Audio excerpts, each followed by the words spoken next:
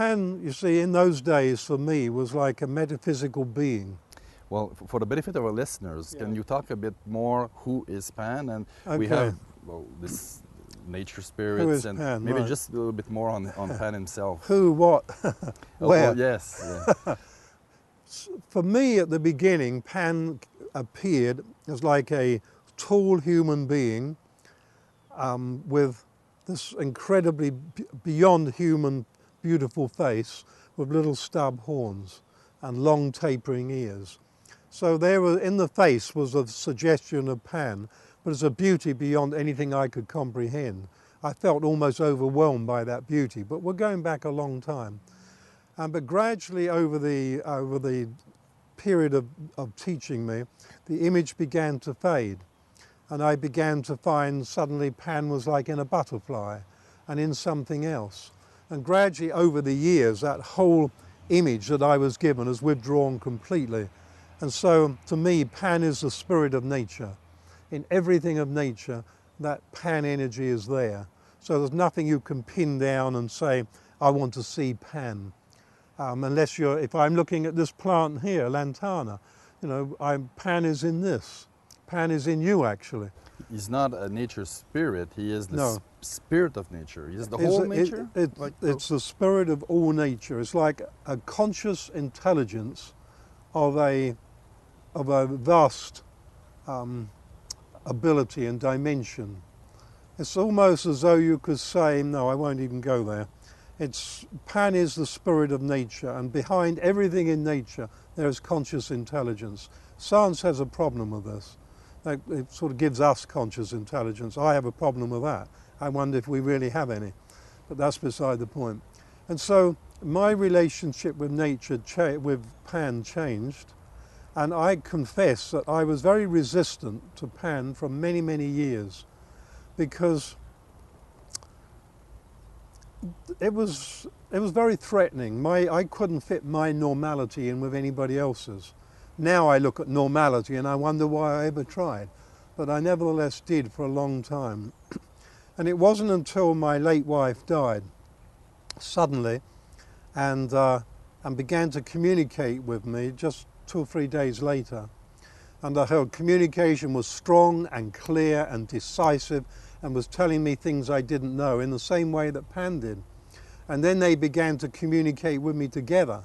And I realized, well, if I'm going to accept Trini, then I have to accept Pan. If I'm going to dismiss Pan, then I've got to dismiss Trini.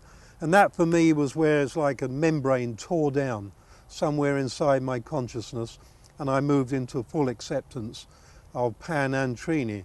Now Trini was there for 1 year teaching me, and I wrote that in Through the Eyes of Love. Teaching me things that I needed to know. Pan, as a teacher, was broadening on everything that she was teaching me and showing me a much wider picture of nature, a much deeper picture of nature, which has continued. So ever since I let go of my resistance, this picture that Pan now shows me of nature has broadened out incredibly, and I go into realities and realms of nature that 3 years ago I didn't even know existed. And even though my first 4 books, Talking of Nature, Journey into Oneness, into a Timeless Realm, speak of the very deep connection with nature, there was somehow that was, just on some level, that was external to me. Now it isn't. It's like none of it's external to me now. So in all those years with Pan, my growth has been exponential in a way with the encouragement of Pan. And yet you can't run past yourself. You've got to deal with your fears. You can't leave them behind until there are no fears to deal with. And that's the place I've reached. There are no fears to deal with. You're speaking about Pan that was having a relationship with you that has been growing, because people will tend to see nature as outside of themselves, and we are part of nature. We are one of nature. Yeah. So the teaching of that you were receiving from Pan is not only how to communicate with nature; it's also a growth process in yourself. It's very much so. People tend to see themselves as separate from nature. Our universal sort of language is that I'm a body. that contains consciousness. The reality is we're consciousness that contains a body, and that consciousness is a field of energy. And in that field of energy there is conscious intelligence, which we are. It's like the moment you focus on a tree, there's energy, consciousness from the human reaches out and touches the tree, energy from the tree reaches out and touches the human. You're immediately connected, and it makes no difference if the tree was the other side of the world. Time and distance just are not part of this. And so when you connect on that energetic level, there's no longer the tree and the human being. They've become one. The human being and the tree are one field of energy. So human being and tree being tend to cease to be. You have one field of energy, and at that stage you can come into communication with the oneness between the tree expression and the human expression. So it brings you to realize that on our world, there's one consciousness. We talk of oneness, there's one consciousness in vast diversity. And so in this one consciousness, there's never anything outside of self. Self is connected always. Self is this field of energy, connected with everything. But in that field of energy of yours is your program, all your emotional disturbance, all your human confusion, your thoughts beaming out, jumbled, confused, all the time beaming out, and everything in nature is receiving this. And so if your thoughts are jumbled and confused and aggressive, and damn it, why can't I get closer to this animal I want to get a photograph of, then the animal just keeps further and further away to get out of that field of energy, even that is disturbed. And so when you go into nature and you're silent, instead of projecting thought, you become silent, and then thought becomes receptive. And the energy and the consciousness of tree moves into your receptiveness, and you begin to experience self, which is the tree, through self, which is the human expression. And there's no separation, and this is where true communication begins. And then at that stage you begin to be aware that there are nature spirits, and that there are, in every large tree, there's often a tree dryad, which is like a tree spirit, and then beyond that there is a deva of the tree, and then you find the deva of the forest, of one deva over a whole forest. And you begin to realize that there are layers and layers and layers of life, incredible layers. But it's not complicated, it's incredibly simple. The whole thing is so simple, and yet there is a vastness to all this, an amazing vastness. That's inclined to shrink the ego, that's inclined to make you feel emotionally helpless. And so the human has to grow. The human expression has to grow to encompass their own greatness. And we don't do that well. If you do it through the ego, that doesn't work.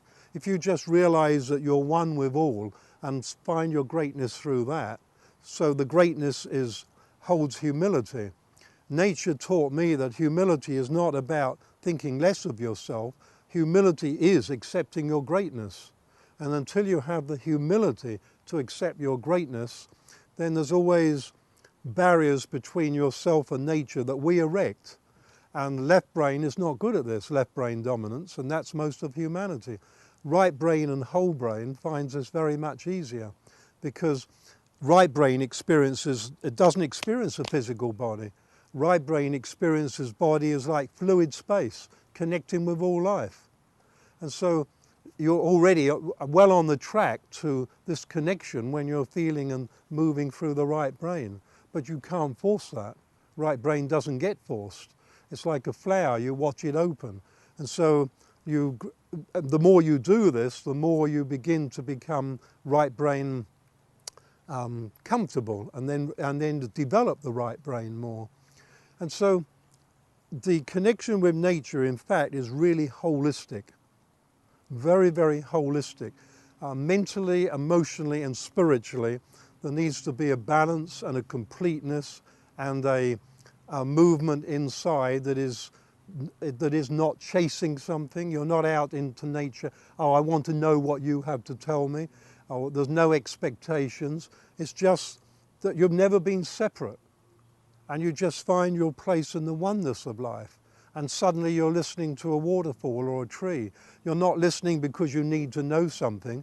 You're listening because it's been talking to you forever, or as long as it's been there. That nature is always talking to us, but we don't listen. But we don't listen to each other. We hear what each other say, but we're not listening. Because listening means you have to be in the moment. And listening means that if I'm listening to you, or you're listening to me, you can't think. You become entirely receptive. And then you have to trust. Left brain says, we don't do trust.